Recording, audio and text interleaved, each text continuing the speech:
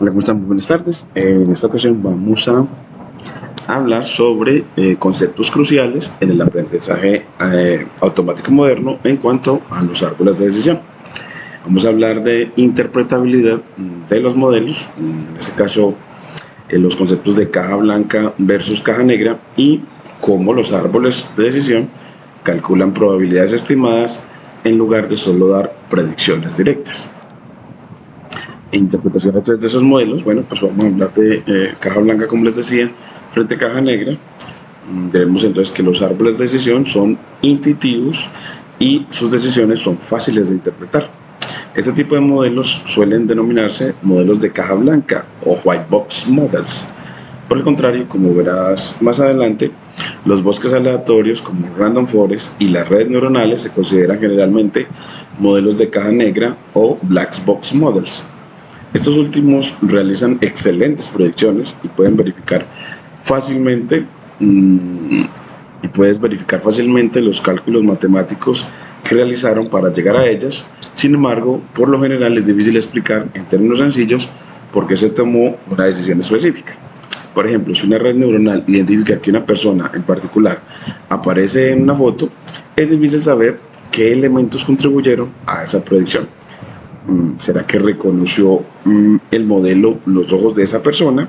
¿O será que reconoció su boca, su nariz, sus zapatos o incluso el sofá en el que estaba sentada? Por el contrario, los árboles de decisión proporcionan reglas de clasificación simples y agradables que incluso podrían aplicarse manualmente si fuera necesario, por ejemplo, para clasificar flores. El campo de aprendizaje automático interpretable, Interpretable ML o XAI, tiene como objetivo crear sistemas de Machine Learning que pueden explicar sus decisiones de una manera que los humanos puedan comprenderlas. Esto es vital en muchos sectores, por ejemplo el sector de la salud, porque permite que un médico revise y valide un diagnóstico. En finanzas, porque permite a los analistas comprender los riesgos financieros, y en el sistema judicial, porque garantiza que un humano tome la decisión legal final basada en una evidencia clara. También en recursos humanos, porque asegura que las decisiones de contratación o de evaluación no estén sesgadas de forma oculta. Bueno, entonces hablemos ya no de modelos de caja blanca o caja negra, sino ya de estimación de probabilidades de clase para los modelos de árboles de decisión. Entonces, en un árbol de decisión también pueden estimar, un árbol de decisión también puede estimar la probabilidad de que una instancia pertenezca a una clase particular K. Primero reconoce el árbol para encontrar el nodo hoja correspondiente a esa instancia y luego devuelve la proporción de instancias de la clase K dentro de las muestras de entrenamiento que llegaron a ese mismo nodo hoja, esa proporción de esa clase. Por ejemplo, supón que has encontrado una flor cuyos pétalos miden 5 centímetros de largo y 1.5 de ancho. El nodo hoja correspondiente es el nodo izquierdo de profundidad 2, como habíamos visto en videos anteriores del árbol de decisión para cuando tomamos el dataset de flores de iris con solo los datos predictores de longitud y ancho de pétalo. Entonces el nodo de hoja correspondiente es el nodo izquierdo de profundidad 2, según los pasos anteriores, por lo que el árbol de decisión arroja las siguientes probabilidades: 0% para iris setosa, 0 de 54, 90.7% para iris versicolor, 49 de 54, y 9.3% para iris virgínica, es decir, 5 de 54. Y si le pides al modelo que prediga la clase directamente, arrojará iris versicolor clase 1 porque tiene la probabilidad más alta, iris versicolor. Comprobemos eso con código. Entonces acá vemos de que primero se importa la función loadIris para cargar los datos. Luego se trae el algoritmo de clasificación por árbol de decisión y la función plotTree para graficar el árbol de decisión. Luego se importa la librería Matplotlib para visualización de datos. Luego se cargan los datos así cargados como un NDRI de NumPy. Luego se toman los predictores, pero nada más las dos columnas de iris.dara de los dos predictores para que nada más tengamos ancho y largo de pétalo. Y se toman todas las variables objetivo como Y. Luego se instancia el modelo con maxdepth en 2, o sea, máxima profundidad de cada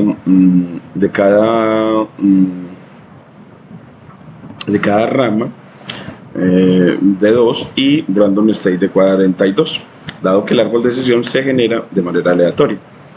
Y luego se entrena el modelo con los datos, los predictores y las etiquetas utilizando el método fit. Se genera la figura. Luego llamamos a la función predtree dándole el modelo entrenado, las future names o los nombres de los atributos predictores y los nombres de las clases de la variable objetivo. Se le pide que los nodos estén rellenos de color y este rounded, bueno, este sí no sé para qué será.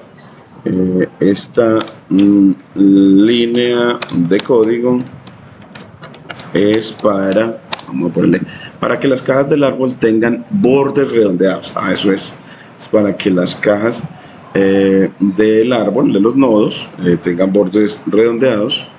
Ese rounded en true. Y ya guardar el gráfico y luego mostrarlo. Bueno, ya aquí nos queda todo completico y así mire que nos queda este árbol.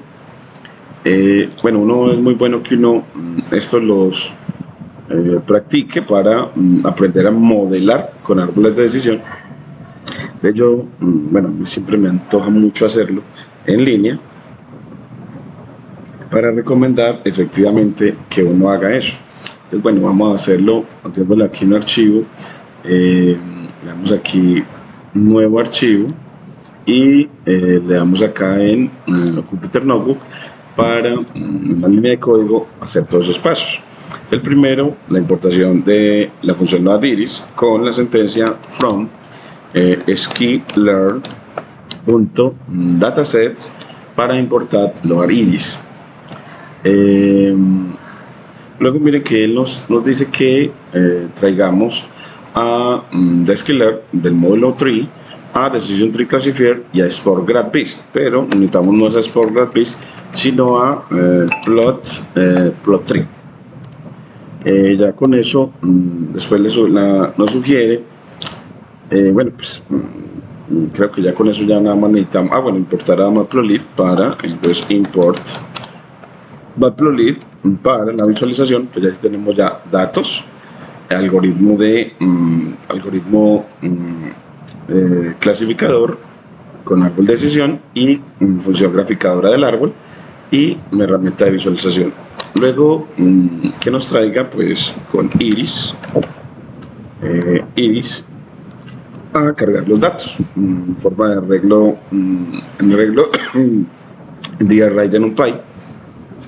Luego dice que el entrenamiento del modelo, pues bueno, pues para entrenarlo pues necesitamos los predictores y las etiquetas. Entonces aquí cogemos los X, 2 hasta el final para cubrir la tercera y cuarta columnas para longitud y ancho de pétalo y iris.target.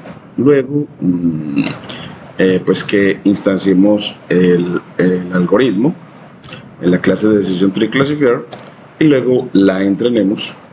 Le dimos nombre, en este caso la inteligencia le dio nombre model, y ya que tenemos el modelo vamos a visualizar el árbol de decisión creando primero la figura de 12 por 8 pulgadas, llamando a la función plotTree y luego dándole el nombre del modelo y con future name con iris.futureNames, pero de 12 en adelante.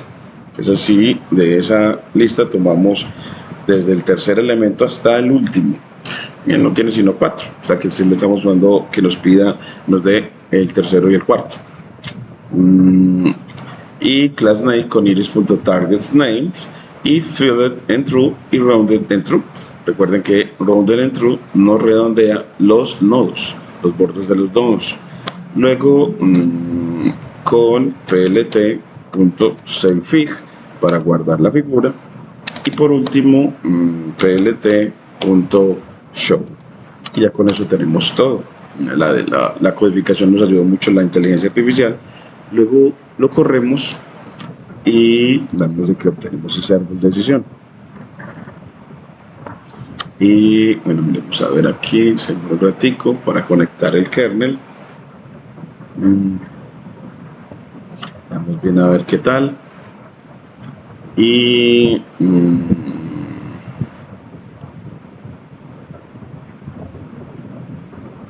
aquí ya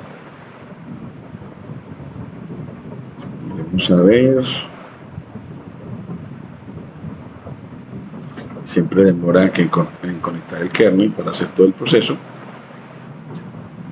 Ya lleva 25 segundos.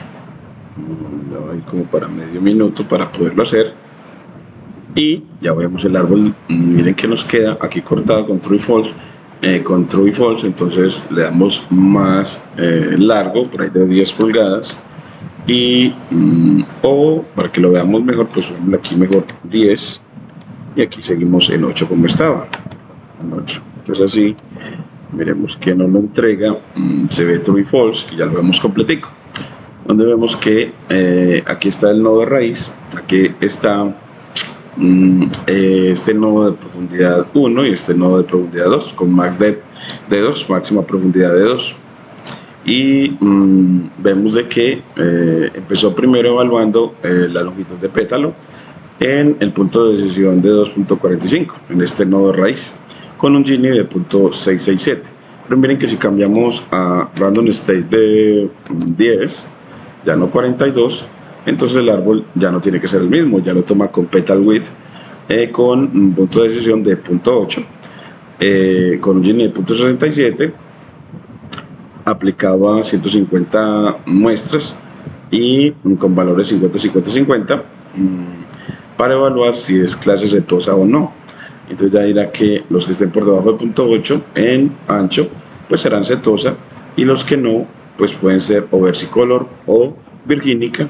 Entonces vuelve a evaluarlo ya con petal width, otra vez con ancho menor a 1.75, es decir, aquí con menor a 0.8 y aquí con el mismo petal width el menor de 1.75, es decir, que este árbol se constituyó solamente evaluando uno de los atributos, el ancho de pétalo.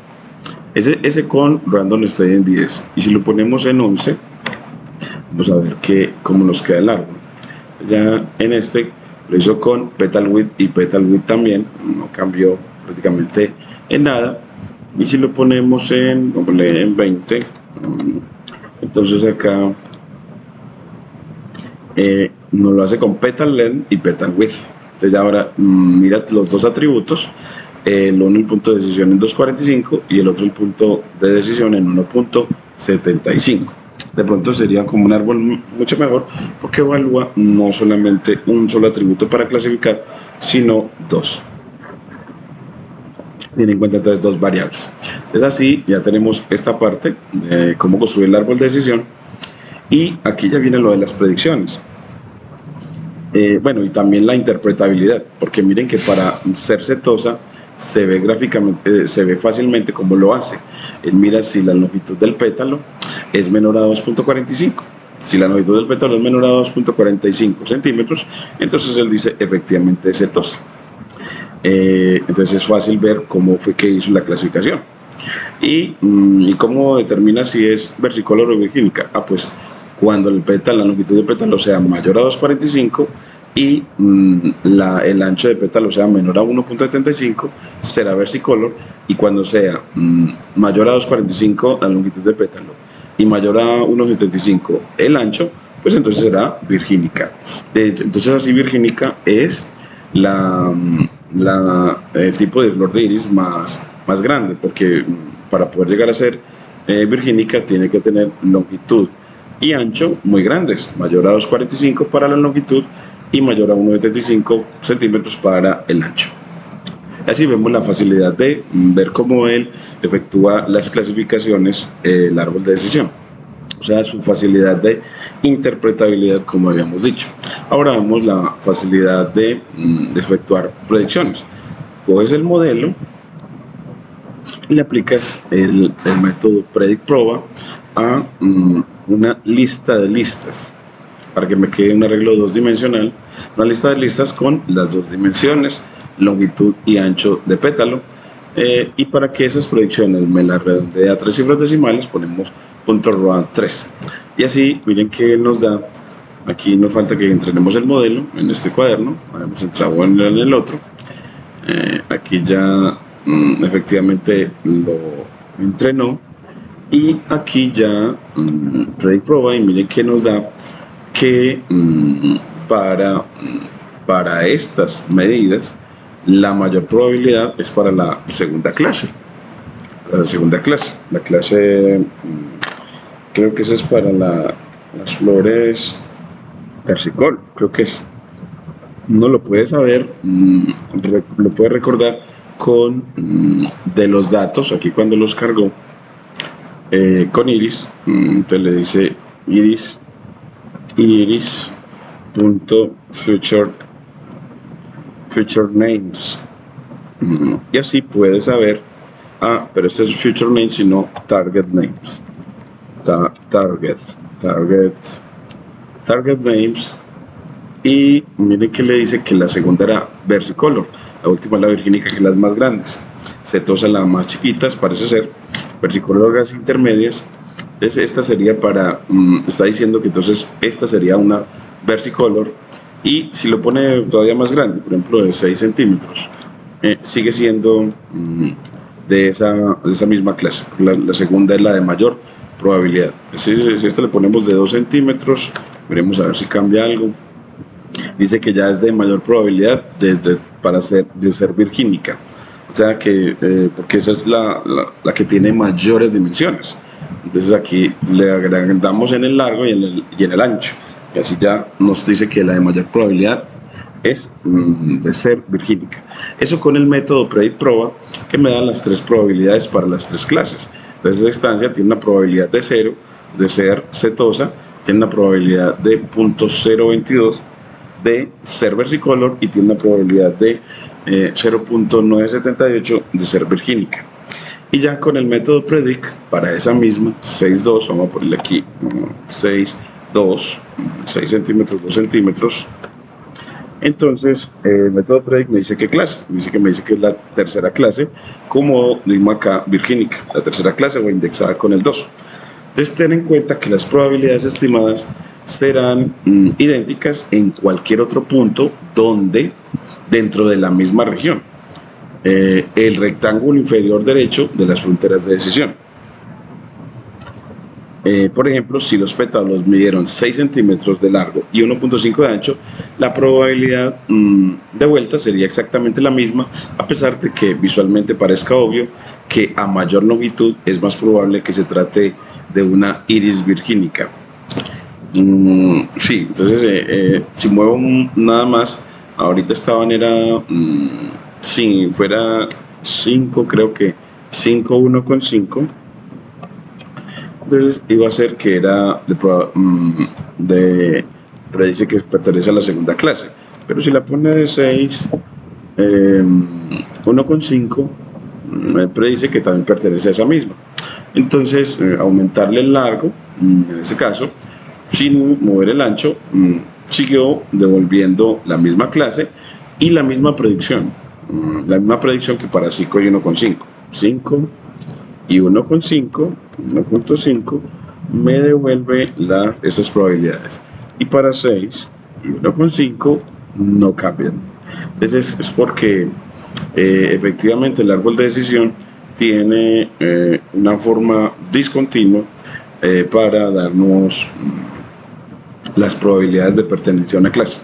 Entonces, las correcciones técnicas importantes es que Sklearn, en versiones modernas, si ejecutamos este 5.15 con una lista de listas directamente, pasando una lista normal, las versiones recientes de Sklearn mostrarían user warning, indicando que las características no tienen nombres válidos, porque el modelo fue entrenado usando un data frame de pandas con nombres de columnas como petal length. Para evitar este mensaje de advertencia visual, es una buena práctica usar los datos usando estructura correcta o mediante un arreglo en NumPy. Entonces, por ejemplo, aquí podemos a esto decirle, aplicarle la función np.array y aplica esa lista de listas, pero vemos que de todas maneras no nos generó ningún problema. Y aquí, bueno, aquí np.array nos dice que no hemos importado NumPy, entonces, bueno, pues lo importa, import numpy as np, y así ya tenemos que nos da todo mejor. Entonces, con más seguridad, puedes dejarlo con arreglo las instancias que quieras evaluar su predicción con el método predict, utilizar mejor evaluadas en un array de NumPy. Y las limitaciones por escalones es que el texto destaca algo vital que debes recordar, de que los árboles de decisión asignan la misma probabilidad a toda una región geográfica, sin importar si estás en el centro de tal región o justo en el borde del corte. No tienes transiciones suaves como en una regresión logística. Entonces aquí eso es lo que hay. Entonces los árboles de decisión asignan la misma probabilidad a toda una región geográfica. Eso es una de las cosas. Y lo vemos gráficamente aquí, cuando graficamos utilizando, en este caso, Plotly. Bueno, aquí está Decision Tree. Bueno, aquí Script de Python para ejemplificar y visualizar. Aquí utilizamos pandas, tree. Bueno, aquí, bueno, aquí nos muestra que nos va a mostrar de que si yo tengo dos flores, la flor 1 de 5.15 y la flor 2 de 6.15, esas probabilidades van a ser las mismas. Entonces aquí entro en el modelo y aparece que para la flor 1 de 5 centímetros de largo y 1.5 de ancho, las probabilidades son 0, 0.907 y 0.093. Y para la flor 2 de 6 centímetros de largo y 1.5 de ancho, las probabilidades siguen siendo igualitas. Entonces ves que, mire que quedan igual las tres probabilidades de pertenencia a las clases, a las tres clases de la variable objetivo. Entonces así predice que es versicolor, es la clase predicha, y nota entonces cómo las probabilidades son idénticas a pesar del cambio de tamaño. Entonces ahora veámoslo en una visualización en 3D de las probabilidades, el efecto caja blanca escalón. Entonces, para comprender realmente por qué las probabilidades son idénticas en toda una región, este script que sigue genera un mapa tridimensional. Verás como la probabilidad de ser iris versicolor cambia drásticamente en forma de escalones planos y rígidos debido a las reglas lógicas del árbol. Al ser una superficie en 3D con decisiones escalonadas, el formato interactivo de Plotly te va a permitir rotar, hacer zoom y explorar la gráfica en forma mucho más intuitiva que Matplotlib. Entonces aquí tienes esa versión en Plotly. Miren que al correrlo, acá vas a ver que para la probabilidad estimada para ser versicolor, miren que los escalones, el escalón es más alto, una probabilidad mayor a 0.8 para toda una región. La región en la que, mire que acá nos ve, en la región en la que la longitud de pétalo es mayor a 2.4 más o menos, y el ancho de pétalo, aquí lo podemos girar, y el ancho de pétalo es mayor a 2.45 más o menos. Entonces en esa región, pues la probabilidad de ser versicolor es la mayor. Y ya en las otras regiones, esas probabilidades son una casi de 0 y la otra un poquitico más altica. El escalón es un poquitico más alto, probabilidades menores a 0.2 en este caso. Entonces uno ve que las probabilidades por regiones son constantes por regiones. En este caso por esas tres regiones son constantes las probabilidades para un mismo tipo de, en este caso si quiero ver que sea versicolor. También puedo ver si es para virgínica o para o es la otra que es virgínica, versicolor y setosa. Entonces ya esa es la forma y aquí lo vemos en gráfico estático en Matplotlib. Y ya vamos a ver en el siguiente video es sobre los elementos de Python asociados al tema de interpretabilidad y cálculo de probabilidades de clase con árboles de decisión. Entonces ese ya va a ser el siguiente video. Aquí vamos a poner el video de aporte a este y les agradecemos mucho.